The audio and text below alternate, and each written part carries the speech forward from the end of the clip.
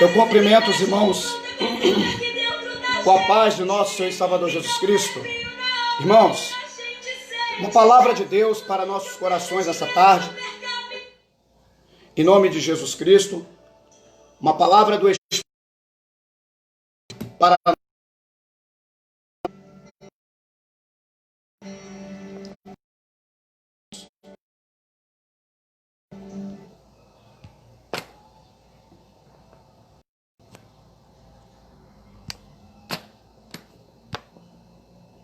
glória a Deus que nos dá a vitória.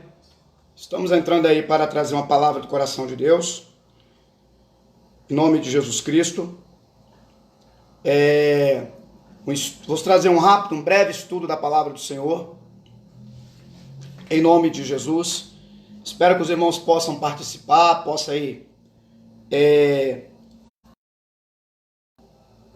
receber uma palavra do coração de Deus para os nossos corações. Em nome de Jesus. Graças a Deus.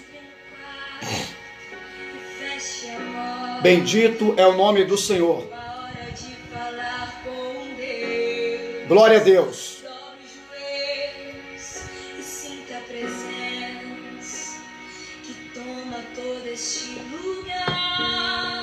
Graças a Deus. Graças a Deus que nos dá a vitória. Bem-vindo, meu primo Bruno. Deus que te abençoe em nome de Jesus Cristo. Irmão Ronaldinho, Deus abençoe o irmão e tua família. Todos aqueles que entrarem nessa tarde, estarei dando um rápido estudo bíblico aqui, uma palavra de Deus. Amém? Deus abençoe, varão Ronaldinho. Graças a Deus. Ele mexendo no secreto da gente. Glória a Deus.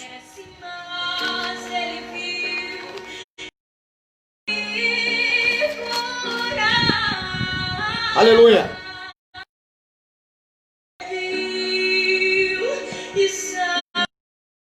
A Deus.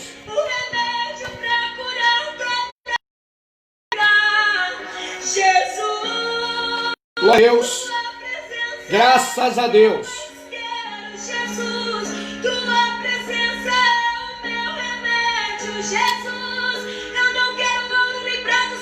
Aleluia. Que presença é essa? Glória. Presença que mexe com dentro da gente, que a gente sente, Jesus, que eu perca de glória a Deus.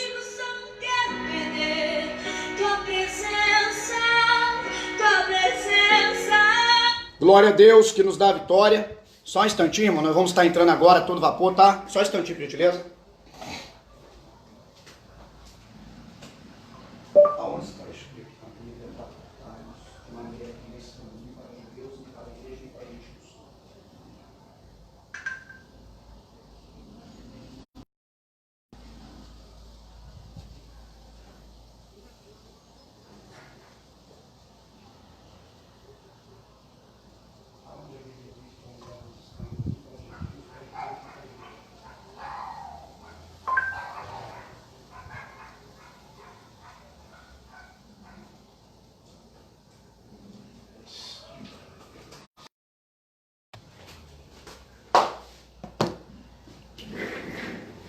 Louvado seja Deus.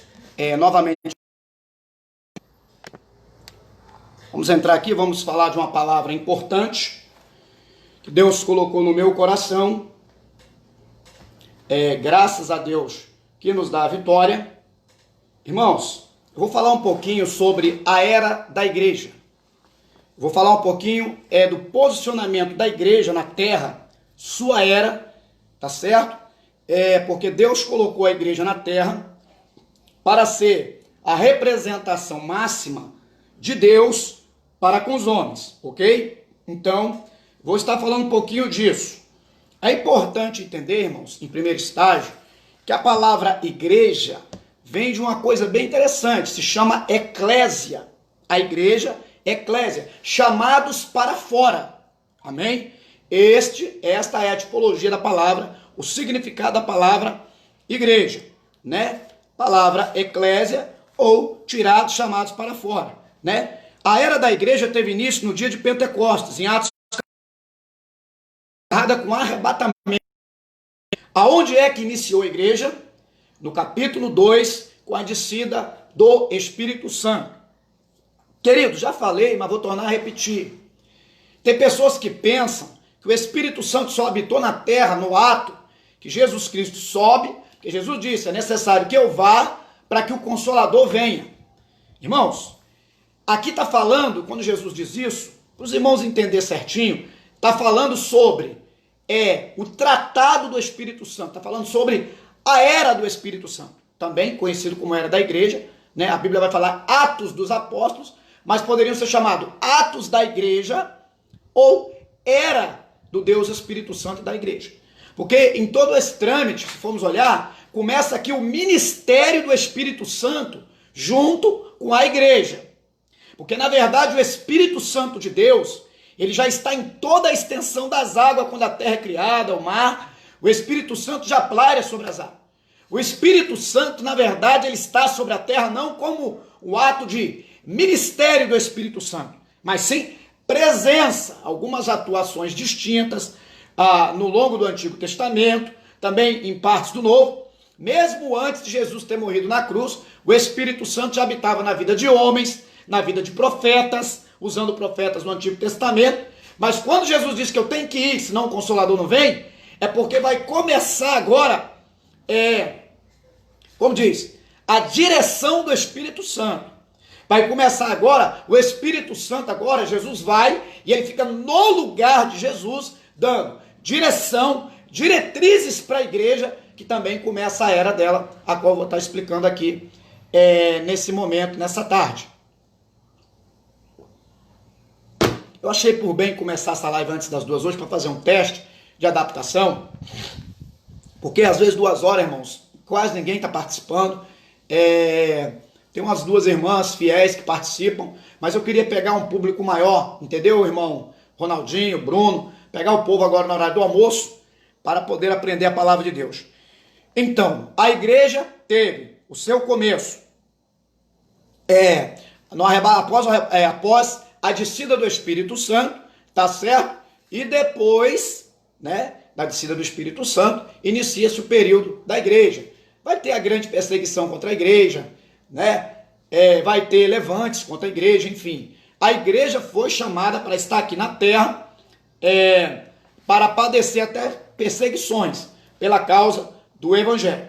Bom, vamos ler um texto sobre igreja, Mateus capítulo 16, texto base, Mateus, verso 18 a 20. Pois também eu te digo que tu és Pedro, sobre esta pedra edificarei a minha eclésia. O original da palavra igreja aqui é eclésia. E as portas do inferno não prevalecerão contra ela. E eu te darei as chaves do reino dos céus, e tudo o que ligares na terra será ligado nos céus, e tudo o que desligares na terra será desligado nos céus. Irmãos, está falando do poder da eclésia, o poder da igreja. A igreja tem um poder extremo, de extrema unção. A igreja tem o poder de ganhar almas, ajudar na regeneração de pessoas para o reino de Deus. A igreja tem autoridade para agrupamento no mundo espiritual. Ou seja, a Bíblia diz que quando a igreja começou e Pedro começou a pregar o evangelho, algumas pessoas começaram a difundir o evangelho.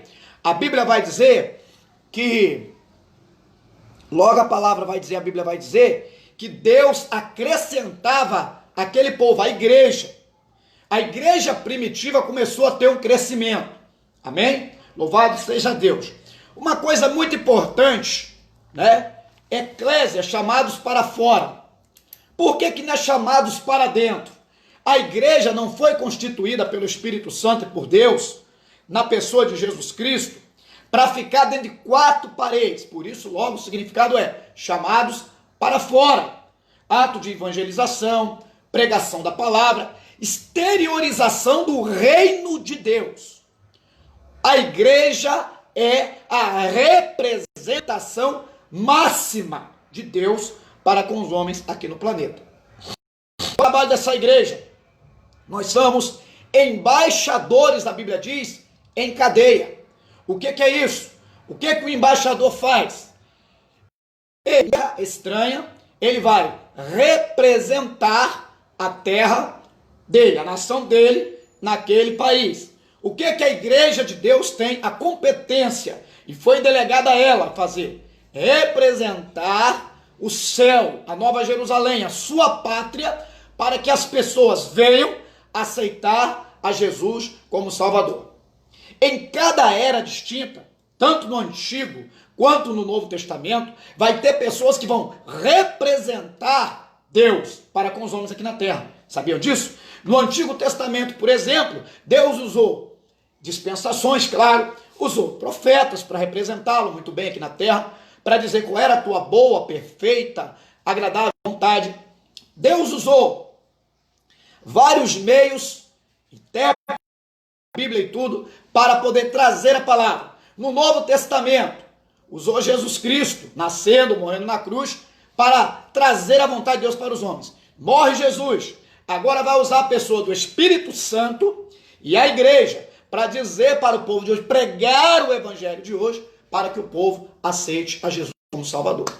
Depois que a igreja for arrebatada, quem é que vai continuar abrindo o olho do povo, que vai nascer, vai ficar aqui depois, nos 7 anos da grande tribulação? Aí já será as 2 testemunhas. A Bíblia fala em Apocalipse de 2 testemunhas. Essa será a representação de Deus na terra, onde estarão pregando um evangelho robusto e pessoas estarão aceitando o evangelho e a Jesus Cristo como Salvador. Mesmo, pasmem vocês, embaixo de 7 anos de dura perseguição, estará as 2 testemunhas. Pode acreditar que a Bíblia vai notificar isso e dizer isso, pregando o evangelho maciço. Então, em todas as eras, todos os tempos, em todas as 7 dispensações, representantes aqui na terra, né, para pregar o evangelho, para exteriorizar a vontade de Deus para a vida do ser humano. Deus nunca vai deixar isso vago, sem nada, tá bom, irmãos? Graças a Deus. Glória a Deus. Continuando. Uma descrição da era da igreja. Mateus capítulo 13, a parábola de capítulo 13 de Mateus, permite que vislumbremos a relação existente entre o presente, né, era, e o reino futuro. Ó, elas cobrem o período de tempo entre os 2 adventos de Cristo, a primeira e a segunda vinda. Isto inclui a presente era da igreja, e a grande tribulação de Cristo, e o juízo final, embora não mencione o arrebatamento. Ok? Então, a igreja, a era da igreja, ela é inaugurada por quê? Como eu disse, em cada época, em cada tempo, Deus tem alguém, uma pessoa, um profeta. Agora Jesus Cristo, teve João Batista, veio Jesus, e agora vem a era da igreja. Tá certo? Estabelece a era da igreja, ou na época do período chamado período da graça. Então, igreja, graça e ministério do Espírito Santo, os 3 estão atrelados.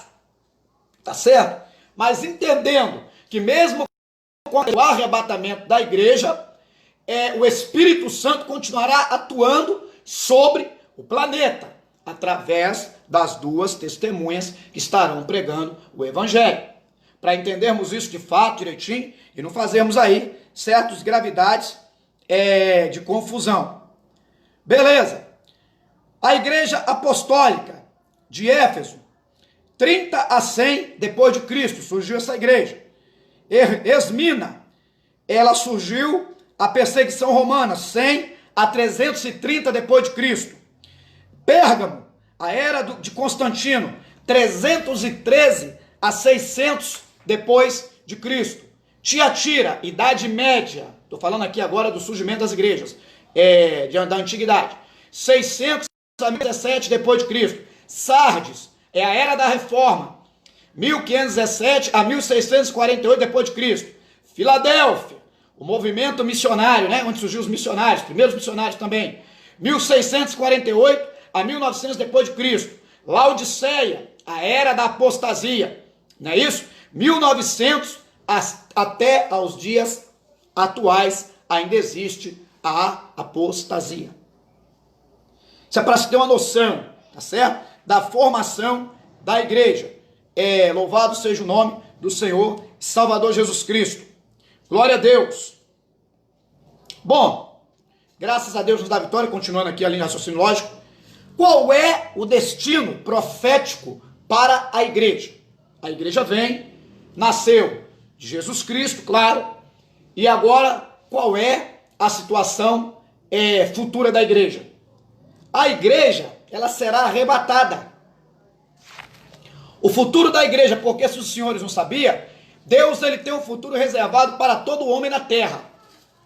E uma coisa muito importante, perante os olhos de Deus, só tem 3 tipos de posturas que o ser humano poderá assumir.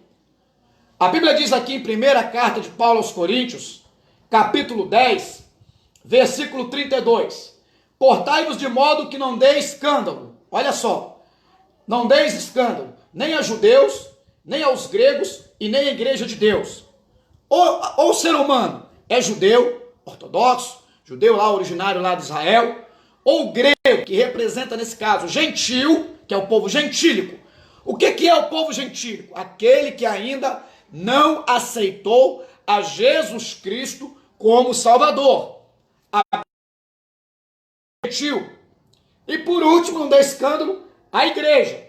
Então, ou eu sou judeu, descendente das 12 tribos de Israel, nascido em uma dessas 12 tribos, ou eu sou grego, que quer dizer gentil, tá entendendo? Essas colocações que a Bíblia tem para nós acerca desse fato, desse episódio. Louvado seja o nome do Senhor e Salvador Jesus Cristo. Então, ou eu sou, repetindo, judeu, ou eu sou gentil, ou eu sou igreja. E a Bíblia está dizendo que é para nós andar de modo, igreja de Deus, né? Que não demos escândalos para nenhum desses 3 elementos, desses 3 povos em particular. Nem para gentil, nem para judeu e nem para igreja, que é eclésia. Beleza? Destino da igreja, arrebatamento. Vamos estar lendo agora a Bíblia aqui. Livro de Tessalonicenses, vamos falar sobre arrebatamento rapidamente.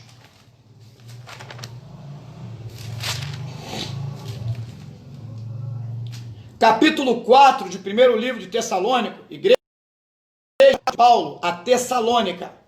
Capítulo 4, versículo 16. Porque o mesmo Senhor descerá do céu, com alarido, com voz de arcanjo, com trombeta de Deus. E os que morreram em Cristo ressuscitarão primeiro.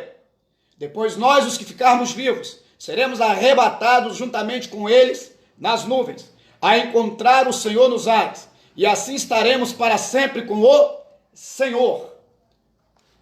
O desígnio da igreja será o arrebatamento. A igreja, ela é fundada por Deus, eleita por Jesus Cristo no teu sangue, guiada, ataviada como a noiva pelo Deus Espírito Santo, e ela será arrancada da terra, né? O final da igreja será, sem dúvida, o arrebatamento. A igreja será arrebatada para sempre. O futuro dela, no calendário profético, o próximo evento reservado para a verdadeira igreja é o arrebatamento, né? Já li isso. Este evento é descrito em Tessalonicenses, que eu li agora, primeira carta de Paulo à igreja de Tessalônica, 4,17, onde lemos que naquele dia todos os crentes, vivos e mortos, serão arrebatados juntamente com eles, nas nuvens, a encontrar o Senhor nos ares. Objetivo maior da igreja: representar novamente o reino de Deus, pregar o evangelho para a massa, orientar as pessoas acerca do inferno também, acerca do lago de fogo, acerca da grande tribulação, que se trata da última 70ª semana, tá? Da profecia de Daniel. A igreja tem esse compromisso, irmãos. Não se engane. em abrir o olho do povo quanto à perdição eterna, quanto ao arrebatamento da igreja, quanto o que vai acontecer com aquele que ainda é gentil, ou seja, com aquele que não teve uma postura de aceitar a Jesus como Salvador. A igreja vai ter que adotar critérios, pregar o evangelho maciçamente, para aquelas pessoas que não vão na igreja, talvez como dispositivos como esse que eu estou usando, para chegar até as casas, lives, pregações por internet, a igreja sempre terá que estar se reinventando para fazer a obra de Deus. Não podemos passar batido vago com isso. A igreja não pode ser uma igreja negligente. A igreja de Deus também não pode ser uma igreja que fica de mão dada com o sistema desse mundo, irmãos. Sistema do pecado. A igreja é separada. A Bíblia chega a dizer que a igreja é chamada pela Bíblia, olha só, Tito. Louvado seja o nome do Senhor Salvador Jesus Cristo. Vou estar lendo aqui um livro de Tito.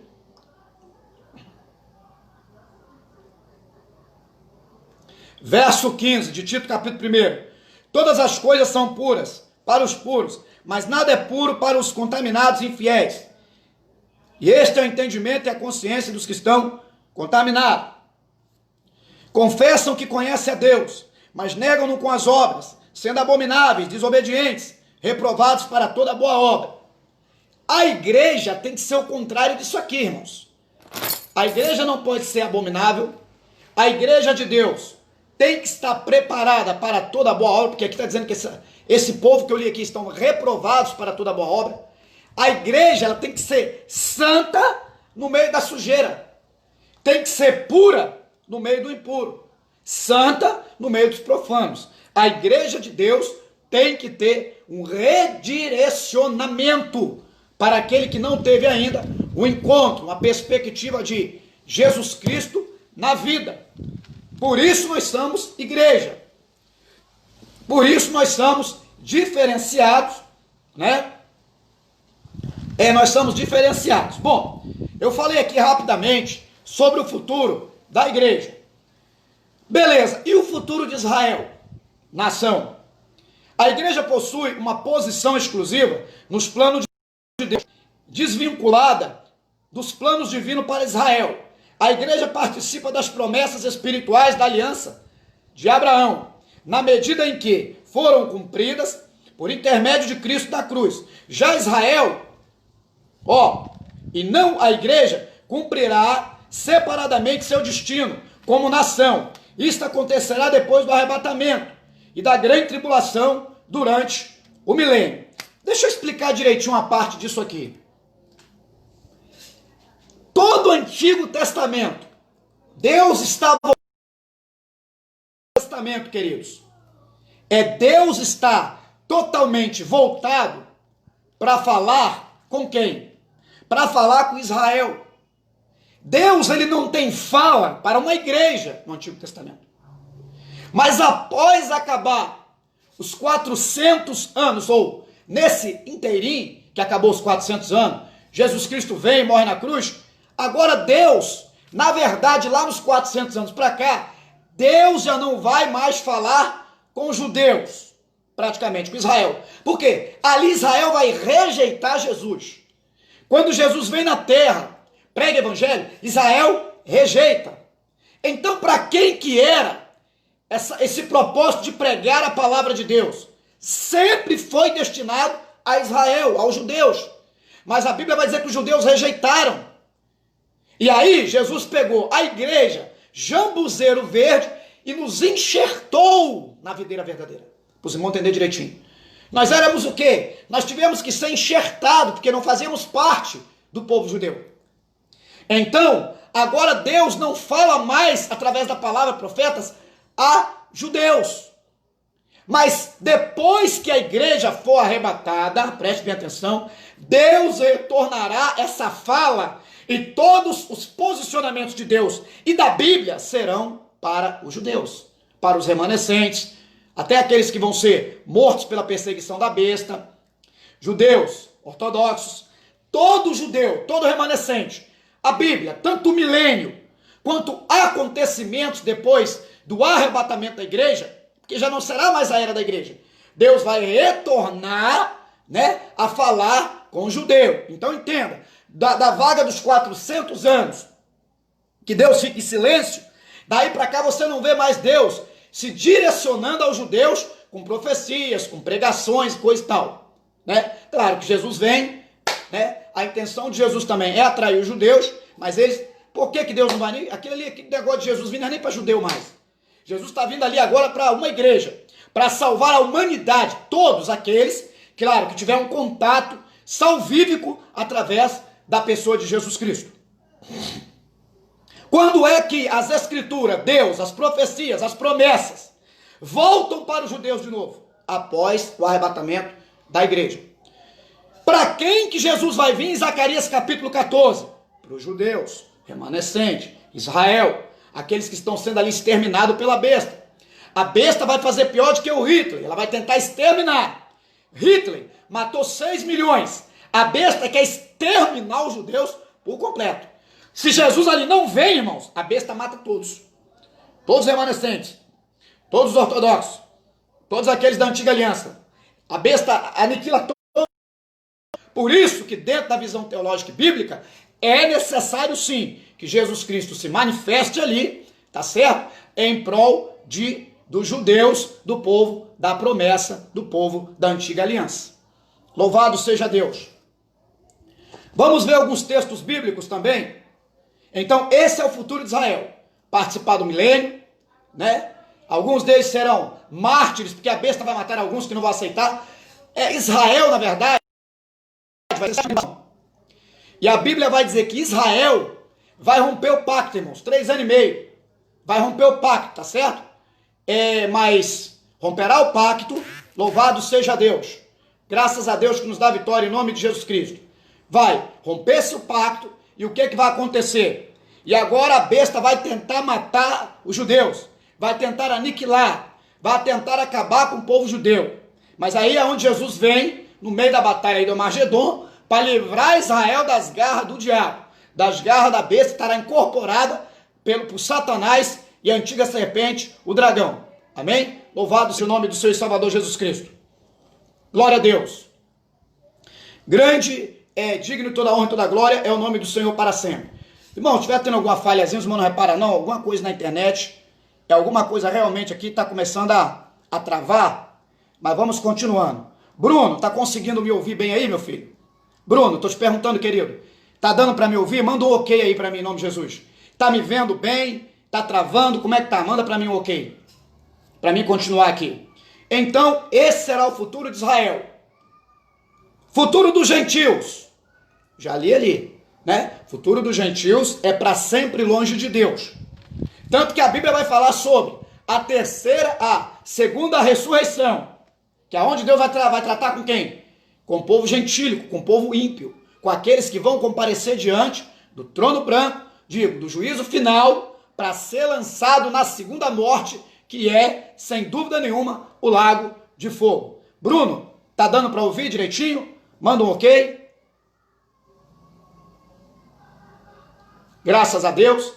Então, cada um terá o seu futuro. Terá futuro, igreja do arrebatamento, terá futuro, porque a igreja vai ser arrebatada, irmãos, vai ter etapas. Vai ser arrebatada nas nuvens vai ressuscitar os outros que morreram em Cristo, será levado depois para o Bema, tribunal de Cristo, para receber galardões, e depois vai estar entrando na sala do banquete, nas bodas do Cordeiro, que será uma festa muito bonita, será uma festa muito extensa, né? Onde é a festa preparada para a noiva, junto com o noivo. Enquanto isso, a 70ª semana de Daniel está acontecendo aqui na terra, os 7 anos da grande tribulação, aonde a besta que vem do mar, capítulo 13 de Apocalipse, versículo 1, vai estar aqui pagando de Deus, se levantando de tudo contra aquilo que fala do nome de Deus na terra, perseguindo todos e tudo e todos, tá certo? E também a besta do capítulo 13, que vem da terra, versículo 10 e 11, que é o que vai juntar as religiões, que é o falso profeta, que é ecumênico, tá? A palavra ecumenismo, ajuntamento de falsas religiões, tá? De todas as religiões, e vai fundir uma só religião. Tudo levando para adorar quem? A besta, apontando para a besta, tá certo? Enquanto isso acontece, a igreja tem um destino. Israel está aqui também. Por quê? O arrebatamento da igreja não é para a nação de Israel. O arrebatamento da igreja é para a igreja. É para antigos gentios que aceitaram a Jesus. Porque antes de ser igreja, éramos gentios. Tá certo? Mas quando se aceita Jesus pelas leis, né, pela promessa que a Bíblia faz para Abraão, se tornamos o quê? É Israel espiritual. Não somos um Israel quando aceitamos Jesus, Israel ortodoxo, Israel originário, nascido lá dentro dos termos de Israel, do país de Israel. Somos Israel espiritual. E agora, por ser Israel espiritual, o que acontece? Nós estamos deslumbrando das promessas espirituais feitas a Abraão. Por isso que a Bíblia logo vai dizer que os seus serão como areia do mar, estrela do céu, porque está falando para Abraão daqueles que aceitariam Jesus como Salvador. Beleza? Tanto antes do arrebatamento, também aqueles que vão aceitar Jesus depois do arrebatamento. Haverá salvação depois do arrebatamento? Claro que sim. Claro que haverá. Haverá salvação tanto no milênio, quanto também salvação na grande tribulação, onde as duas testemunhas, com certeza, estarão pregando o evangelho. Beleza? Então, sempre Deus se mostra de boa paz para levar o evangelho às pessoas, para salvar as pessoas. Só vai mudar aí o nome do evangelho. Será chamado lá evangelho do reino. Hoje é evangelho da graça. Lá depois do arrebatamento, evangelho do reino, que será pregado, né, nos 4 cantos da terra, acredito eu. Terá aí as pessoas específicas para pregar isso. Amém? Louvado seja o nome do Senhor Jesus Cristo. Futuro do cristianismo apóstata. Olha só. A cristandade apóstata, contudo, será deixada para trás. Enfrentará a grande tribulação e será a meretriz de Satanás. Ó, aqueles que não subiram no arrebatamento, se diz igreja. Ou seja, a grande meretriz que se acha sentada sobre muitas águas, de acordo com Apocalipse 17 primeiro, ela ajudará a criar a grande ilusão do anticristo. E esta igreja apóstata preparará o caminho para uma grande religião mundial, a saber, a adoração do anticristo, né? E o acolhimento da marca da besta. Irmãos, isso tudo tem acordo bíblico. Essa igreja, entre aspas, que vai estar se reunindo aqui com a besta, juntamente, né, com o falso profeta, vai dar o quê? Vai dar veracidade à imagem da besta e vai fazer a cabeça de algumas pessoas, porque aqueles que não aceitar essa lavagem cerebral depois do arrebatamento da igreja, vão ter suas vidas ceifadas. Por isso, na primeira ressurreição, antes do milênio, vai ressuscitar quem? Pessoas que foram assassinadas pela besta, mártires, martirizados, porque não aceitaram a marca da besta. Pessoas também que aceitaram a Jesus como Salvador e foram assassinados, chamados de santos, a Bíblia vai dizer em Apocalipse, e também aqueles de Apocalipse capítulo 7, versículo 13 e 14, vão fazer parte do milênio. Na primeira ressurreição serão ressuscitados esses. Qual a diferença de primeira ressurreição para a segunda ressurreição? A primeira são os participantes do milênio. Vai ali ressuscitar judeus assassinados pela besta, que não aceitaram a marca. Porque quando Israel rompeu o pacto, Israel, irmãos, vai ser mutilado. Vai matar um monte de judeu. Vão assassinar a besta, vai assassinar um monte de gente. Né? Aqueles que aceitaram a pregação também, que durante 3 anos e meio, as duas testemunhas vão estar pregando. Deus te abençoe, meu irmão. Seja bem-vindo, Cícero. Estou aqui dando um estudo escatológico. Amém? Tá dando para me ouvir bem aí, Cícero? Tá tranquilo aí? Estou com alguns problemas técnicos aqui de internet. Problema aí também na memória do aparelho. Mas Deus seja louvado. Só compartilha, Cícero. Se você não puder continuar, compartilha aí porque é bênção. Então, a igreja, né? Essa falsa igreja depois do arrebatamento, ela vai apoiar a besta, o sinal da besta, né? E vai tentar convencer milhares de pessoas que a besta é o verdadeiro Jesus Cristo que veio. Depois de 3 anos e meio vai ser rompido o pacto. Vai vir um período de grande perseguição. Vão matar muitos judeus, vão martirizar judeus, vão botar fogo em judeus, vão fazer tudo quanto é troço que você pode pensar com judeus. Se Jesus não vem, torna a dizer, de acordo com Zacarias capítulo 14, ele seria o extermínio dos judeus. E haverá o Amagedon. O original para a palavra grega, do grego Amagedon é nos ares. Será uma guerra nos ares. Quando a Bíblia diz no livro de São Mateus que as potências do céu serão abaladas, o original ali para a palavra céu é curanon. Curanon derivado da palavra urânio. Urânio é a parte inerente, interessante, que se fabrica as ogivas nucleares de bomba atômica. A Bíblia diz que essa batalha Armagedon, para vocês terem uma noção, o sangue dos homens correrão no freio dos cavalos. A Bíblia diz que os olhos apodrecerão na órbita. A órbita é essa bola de osso onde fica o globo ocular. Irmão, para o olho derreter, apodrecer dentro do crânio, nessa órbita, tem que ser uma guerra de ogivas nucleares. Será uma guerra de apertar botões. Acredito que não será uma guerra de espada, até porque não será um período medieval. Já tem armas muito mais avançadas do que as guerras do Antigo Testamento. Será a guerra de ogivas.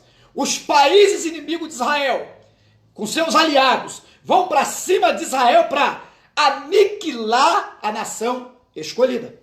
E Deus vai fazer qual papel? Aí Jesus vem na parousia, porque existe duas vindas de Jesus. A primeira vinda, Jesus vem encarnado no ventre de Maria. Não é reencarnado. Jesus agora, o Espírito Santo, coloca Jesus no ventre. Jesus vem ungido de Deus. Nasce, cumpre todos os protocolos da Bíblia Sagrada. Logo, todos os protocolos de Jesus, da sua vida, é de inerente importância para a salvação e para o plano futuro de Israel. Por exemplo, o que adiantaria Jesus pregar o evangelho e não morrer na cruz? Não efetuaria o plano da salvação. O que adiantaria Jesus morrer na cruz e não ressuscitar? Não poderia vencer a morte. E se ele não poderia ressuscitar como Deus, muito menos, na hora do arrebatamento da igreja, ressuscitar aqueles que morreram em Cristo, se ele mesmo não foi o exemplo de ter poder, logicamente, sobre a morte, na hora que ele não ressuscitou. Ok? O que adiantaria também Jesus Cristo ressuscitar e não aparecer para os discípulos? Não teria testemunha. E o que adiantaria ele aparecer também as testemunhas e logo não subir de novo para onde está o Pai? Não seria Deus. Seria qualquer ser humano comum, se ficasse aqui na terra e não subisse mais ao céu. Olha que coisa impressionante, impactante. Todos os processos de Jesus Cristo, nascimento, morte, ressurreição, aparição e ascensão até o céu, são de fato super interessantes e inerentes ao plano de salvação e também ao futuro plano para com a nação de Israel. Por que também não dizer, todo o plano com Israel depois do arrebatamento depende também da criação da igreja, da fundação dessa igreja pelos apóstolos e também por todos os passos de Jesus Cristo até ele subir na ascensão até o céu. Beleza? Primeira parte então de Jesus é essa que ele veio. Segunda fase da volta. Segunda vinda, com duas fases. Primeira fase, ele veio para a igreja, arrebata. Segunda fase, parousia. Vem em Zacarias capítulo 14 com a igreja para entrar nesse meio dessa batalha do Armagedon, que será uma guerra inigualável, Armagedon. O Armagedon não vai ser a guerra dos farrapos, a guerra dos bandeirantes, não vai ser a Inconfidência Mineira, que durou alguns dias. A guerra dos Armagedon, irmãos, vai durar por algum tempo, bastante tempo. Vai cessar-se, vai ter mais guerra, cessa-se um pouco, tem mais guerra, e vai ser em escala mundial. Todos os países participarão do Armagedon. Segundo os manuscritos bíblicos, historicidade que acompanha a Bíblia, a historicidade, praticamente todas as nações vão se levantar contra Israel, salvo alguns países, uma minoria, que estará fazendo aliança com Israel.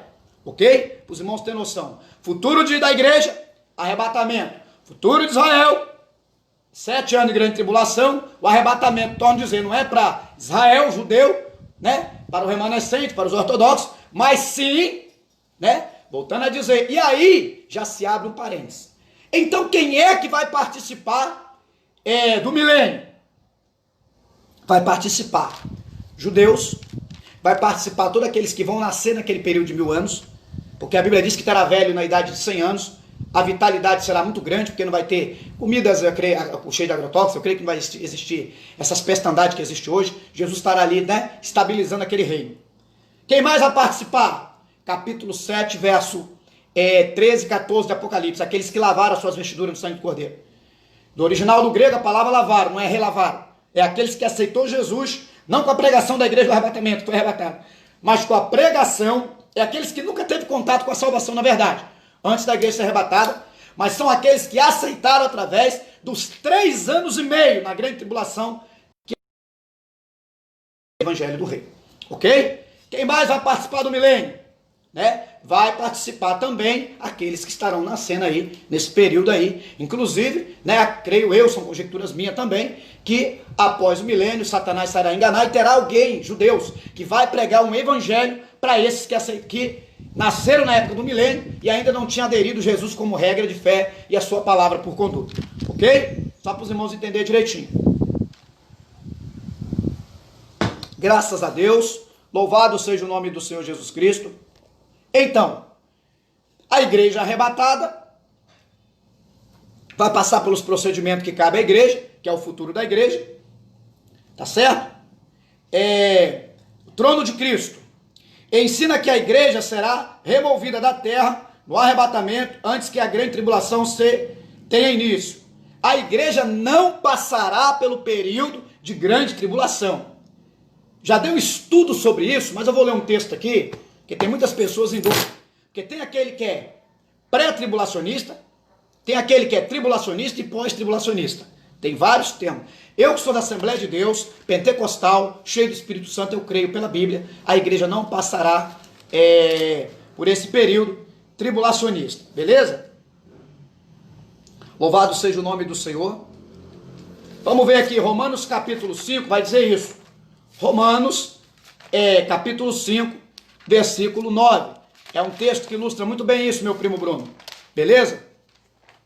Capítulo 5, versículo 9. Carta aos Romanos. A igreja não passará pela grande tribulação. Logo, muito mais agora, sendo justificados pelo seu sangue, seremos por ele salvos da ira. Salvos da ira. O período de grande tribulação também é chamado período de ira. Haverá o que no Apocalipse? Uma apoteose de derramamento das 7 taças. Vai derramar a taça no sol, na lua. Irmão Neumar, seja bem-vindo. Eu antecipei um pouco hoje, varão. Amém? Por que a Bíblia chama aquele tempo de ira? Pai do Senhor, irmão Neumar. Louvado seja Deus. Tempo de ira porque vai ser derramada as pragas apocalípticas. Será um período conturbado aqui na terra. E não é justo, né, irmãos? Depois de tanta perseguição que a igreja do arrebatamento está passando, a igreja ficar aqui, irmãos. Não é isso? Para passar por esse tipo de coisa. Então a igreja de Deus não vai participar de ira. A morte estará presa lá, né? Nos acontecimentos dos 7 anos. Vou tornar a repetir, irmão Neumar, tu entrou agora, não pegou. Os 7 anos da grande tribulação é a última semana, é a 70ª semana, 70 semanas de Daniel. Antes disso tudo, aonde que começou a 70 semana de Daniel? Após o edito do rei Ciro, para que a nação de Israel, olha só, que a nação de Israel, lá em capítulo 9, né, de Daniel está escrito isso, versículo 20, a seguir vai ver isso lá, irmão Neumar. Então, quando Ciro, ele dá o edito para que o povo volte para reconstruir Jerusalém, começa a contar um período de 62 semanas, mais 7. Somado isso, vai dar 69 semanas. Se é 69 a visão é de 70, logo está faltando a 70ª. Essa 70ª vai se cumprir aonde? Vai se cumprir na grande tribulação, os seus 7 anos. Então, a besta do capítulo 13, verso 1, ela vai estar aí cumprindo essa 70ª semana. Será semana por quê? Semana são 7 anos cada semana. Então, cada semana das 70 semanas corresponde a 7 anos. Vai bater certinho com a descrição de Apocalipse. É muito profundo isso, né, irmãos? Não tem bicho de 7 cabeças, fácil de entender. Até falei ontem que na segunda morte, porque tem duas ressurreições previstas pela Bíblia. A primeira ressurreição, já cansei de falar, serão dos santos que foram assassinados pela besta, perseguidos, serão dos judeus assassinados, dos mártires, vai participar do milênio também, nessa primeira ressurreição. E essas pessoas todas, irmãos, da primeira ressurreição, vão integrar o milênio, o reino mileniar. Jesus não vai fazer o milênio para ninguém, concorda comigo? Se ele ainda vai montar o milênio, não nasceu ninguém ainda, vai nascer no andamento do milênio. Então tem que ter pessoas para o início do milênio. Quem será? Esses santos. Será aqueles novamente de Apocalipse capítulo 7, verso 13 e 14, que lavaram as vestiduras, que ficaram vivos, que sobreviveram. E a Bíblia chega a dizer lá ainda. Quem são estes? São aqueles que vieram de grande tribulação. Está falando de pessoas que vieram da perseguição cruel da besta, implacável.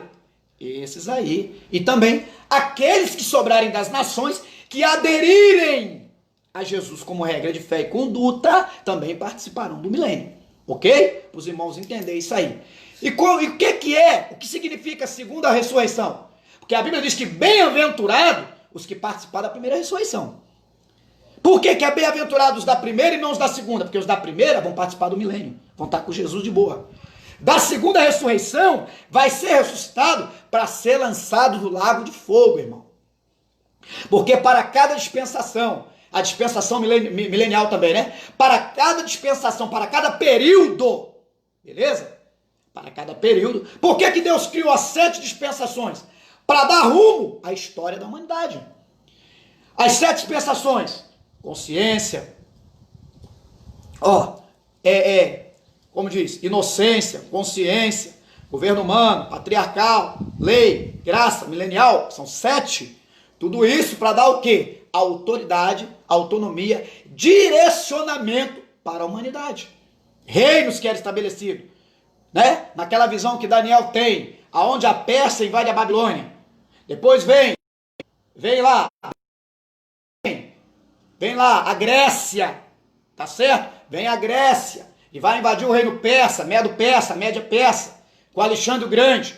Então quer dizer, Nabucodonosor sai do cenário, mas antes de Nabucodonosor sair, a Assíria, aquela que invadiu as 10 tribos do norte, e dali nunca mais, depois do cativeiro, praticamente 100 ou mais de 100 anos antes do cativeiro do sul, né? Capital Jerusalém, Samaria, capital Jerusalém, Judá, existiu 100 anos antes disso ou mais, o cativeiro das 10 tribos do norte, capital Samaria, a qual quem tomava conta era Jeroboão, né? Porque quando as 12 tribos foi separada, ficou 2 tribos para um lado, 10 tribos para o outro, tá certo? E a Assíria, não é Síria não, tá? Capital Damasco não, é a Assíria, tá certo? Ela foi dissipada, dizimada. Essa que chegou a pagar até o quê? Pagar dinheiro, né? Como se diz, tributos para o Egito na época, tá certo? Eu digo, o próprio Egito, perdão, eu só inverti os fatos. O Egito pagou tributo para ser a Assíria. E a Assíria chegou a se submeter também ao reino da Babilônia, ela vai ser dizimada. Depois vem Babilônia, vai ser dizimada. Vem Ciro e vem Dario, reis Média e Persa. Invade por debaixo dos portões, na época que Belsazar estava dando uma festa e Amon apareceu, Menemene, Tekel, Passim, ali agora é a dissolução, porque a Média e Persa vai desviar o rio Eufrates embaixo e vão entrar através de arquedutos embaixo da cidade de Babilônia, que ela era intransponível por cima, seus muros poderosos, seus arqueiros. Então usaram de artimanha, entraram por baixo, mataram Belsazar e ali derrubaram Babilônia. Depois vem Alexandre o Grande, derruba também. O que vai acontecer? Esse império Médio e Persa, Medo-Persa. Depois entre os períodos que Deus não fala mais com Israel, com os judeus, então vai cair por terra também o império de Alexandre o Grande com a Grécia, que vai ser dividido com 4 generais, depois da morte dele.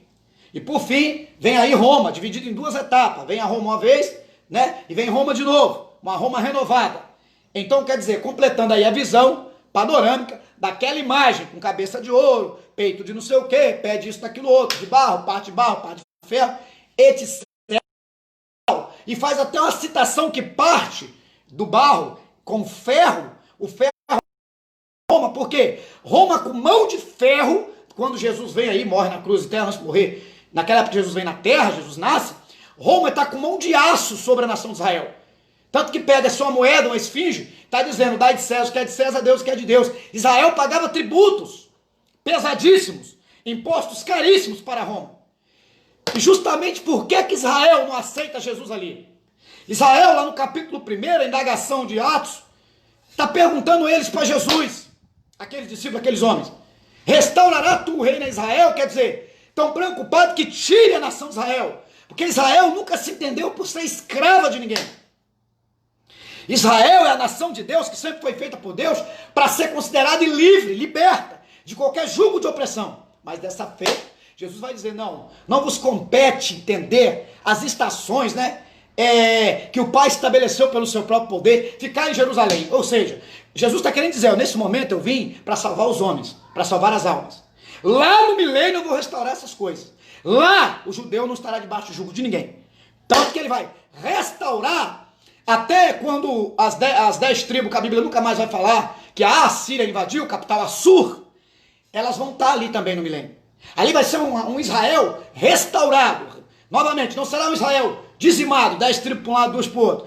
Dentro do milênio será restaurado todo Israel. E a lei sairá de Sião. Jesus Cristo ali, de Sião, estará editando a lei dentro do milênio. Eu espero que os irmãos estejam entendendo isso, irmão. Que não tem nada difícil, não tem bicho de 1000 cabeças, é muito tranquilo. Beleza? Beleza. Então falei dessa era da igreja. Espero que os irmãos consigam entender, compartilhar isso para amigos, para todo mundo. Beleza? Então são os eventos que vão acontecer depois do arrebatamento da igreja. Igreja arrebatada, 7 anos de grande tribulação, 3 anos e meio, Israel rompe o pacto, vem o Armagedon, Jesus vem na parousia, segunda fase da segunda etapa, livra Israel, né? Aí tem o julgamento das nações também, coisa bem profunda, que eu posso estar dando um estudo sobre isso. A igreja participará inclusive desse julgamento das nações. Conjectura minha também. Para mim a igreja vai participar do milênio também. Então no milênio terá 2 características de pessoas. Terá pessoas com corpos físicos e pessoas com corpos espirituais. Assim eu acredito. Porque se quando a igreja for arrebatada o corpo vai ser transformado, eu não acredito que Jesus vai dar um corpo físico novamente só porque desceu na terra no milênio. Acredito que não. Então são conjecturas minhas, tá, irmãos? É o que eu creio, é o que eu aí estou ensinando. Beleza? Louvado seja Deus. Outra coisa, tomar cuidado para não fazer confusão no caso da igreja. A igreja não comparecerá diante de juízo final. A igreja comparecerá diante do tribunal, que é o Bema, para receber coroas, galardões, etc e tal, por serviços e trabalhos prestados aqui na terra. Eu espero que isso venha ficar bem legal na cabeça dos irmãos, né? Juízo final, de acordo com Hebreus capítulo 9, verso 27, vai comparecer aqueles que vão para a segunda morte. Porque o inferno, pela Bíblia, é a primeira morte. Segunda morte é lago de fogo. Então, esses lá no trono branco abrirão o livro da vida e o livro das obras, e esses caras serão julgados pelo que estão ali nos livros das obras e pelo nome não estar no livro da vida do Cordeiro. Deus vai mandar conferir, ver se o nome está no livro da vida, não está? Agora vê as obras dele, beleza? E vai ser lançado lá junto com o falso profeta, com a besta do capítulo 13 de Apocalipse, verso 1, até porque quem é que vai inaugurar o lago de fogo? Vai ser a besta e o falso profeta lançado vivo. Terceiro elemento depois jogado no lago de fogo, vai ser Satanás, dragão, antiga serpente. E por fim, será lançado os homens, né, depois que for lido o livro das suas obras e encontrar e constatar que o nome não está escrito no livro do Cordeiro. Que Deus nos abençoe nessa tarde. Eu espero que esse estudo sirva de grande evento, de grande avanço para a vida espiritual dos amigos. Desculpa ter entrado antes das 2 horas, é porque eu preciso, assim, de uma participação maior, irmão, mais encorpada, né, de mais pessoas. A gente encontra uma dificuldade muito grande para dar estudo, para pregar a palavra, mas eu espero que venha a ser de grande ajuda. Eu só quero pedir aos irmãos, Bruno, quero pedir Neumar, compartilhe também no WhatsApp de família, de amigos. Vamos compartilhar o máximo que puder, vamos valorizar esse trabalho. Faço com tanto amor, irmãos. Não faço para se aparecer, não é nada disso. Aqui eu quero só que o nome do Senhor seja glorificado e que os irmãos tenham o máximo de conhecimento e envolvimento com a palavra de Deus, tá bom? Porque pelo menos quando nós estamos se envolvendo com as coisas de Deus, não estamos se envolvendo com o pecado que esse mundo oferece, com as prostituições, com os adultérios, com as mentiras, com as bebedices, com as glutonarias. Quando estamos ocupando a nossa mente com a palavra, é porque nós temos a mente de Cristo. Amém? Que Deus nos abençoe. Vou estar fazendo uma oração e terminando em nome de Jesus. Pai amado, Muito obrigado por essa live, com todas as dificuldades da internet, com todas as quedas, todos os problemas. Tua palavra foi ensinada nessa tarde. Abençoe também as irmãs que estarão entrando depois, Deus. Que elas não venham ficar aborrecidas, chateadas por eu ter entrado antes, mas abençoe elas e as suas famílias. Pai, abençoe os teus servos, meu primo Bruno, todos no estado do Ceará, na Grande Fortaleza, da Vitória Neumar e família, todos que participaram. Cícero Guedes, Belo Horizonte participou. Abençoe todos. Pai, e toca no coração de todos que olharem essa live, para que venham compartilhar essa palavra. Em nome de Jesus, um abraço para todos. Até amanhã, em nome de Jesus.